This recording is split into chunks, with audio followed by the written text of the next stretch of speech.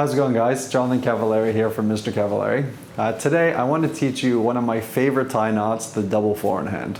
So I have this wool knitted tie from Gattonetto, one of the tie brands we actually carry here at Mr. Cavaliere.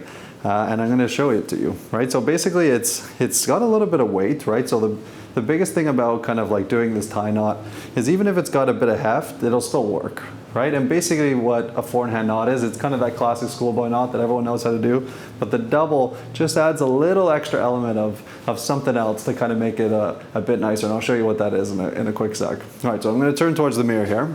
So when you're starting to tie, obviously you want to kind of flip up the collar. Next, you want to button up all the buttons, right, including the top button. I know a lot of guys, when they're doing a tie, they don't do up the top button. I recommend to do the top button just because the collar will sit a little bit nicer. And then let's throw the tie on.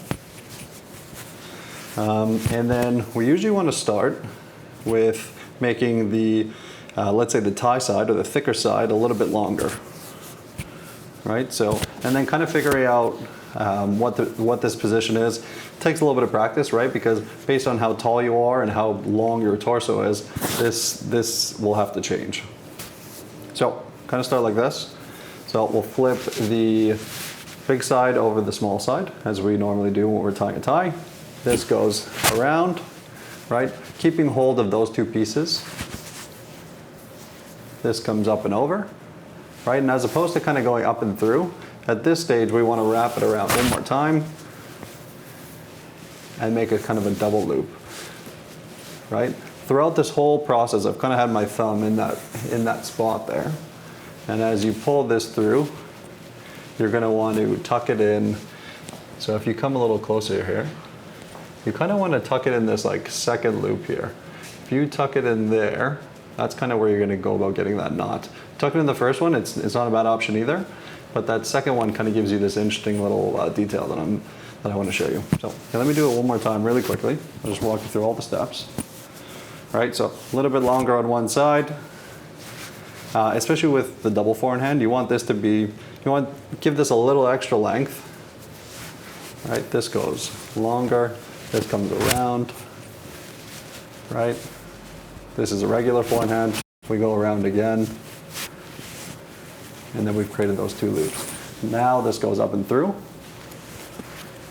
And then we basically, we just want to slide this piece in right in there.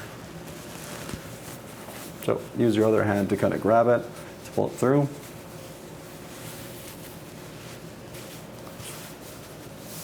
And then what I like to do, I like a pretty tight knot, so I like to kind of pull this down. And one of the main things in creating a tie is you want this little dimple, right? Without the dimple, it kind of looks a little funky. Just looks less done, let's say. And then pull this up by pulling the back blade. And then if you look really closely to the tie knot, see this like little lip here? That's kind of the magic of a double four-in-hand. Is it just kind of gives a little bit of extra to the actual tie itself. So you want to obviously flip your collar down after. Get that kind of situated. And then what I like to do at this stage is just kind of like clean things up, keep this relatively slim and close to my neck, and then make sure obviously the actual dimple is kind of like placed correctly. And then that's it, guys.